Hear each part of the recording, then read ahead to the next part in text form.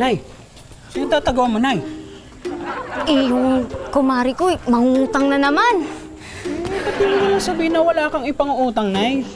Alam mo naman, yung dramatic actress yun, ang galing mamilit.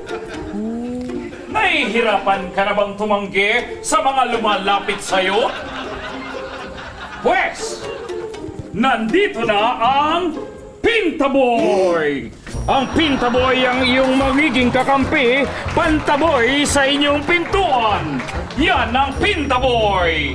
At alam nyo ba kung ang farm ay may scarecrow para itaboy ang mga peste at ibon sa pananim?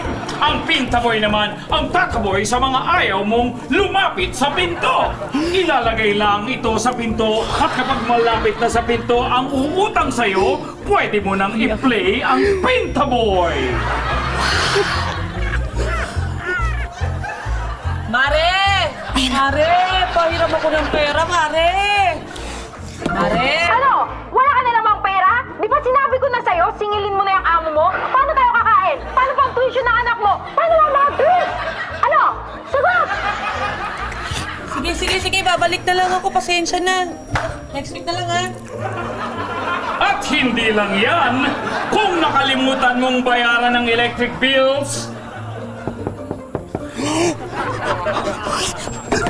Lahat ng sweldo ko napunta na sa mga luho nyo. Wala nang natira sa akin. Tapos ako pa ang sasabihan nyo ng madamot. Hindi na ba kayo naawa? Wala nang awa! but wait! There's more! Hindi ikaw! Pwede ka na umalis dyan! Kung sawa ka na rin tumalak sa mister mo tuwing late na siya umuwi, pwede mo pa rin gamitin ang Pintaboy!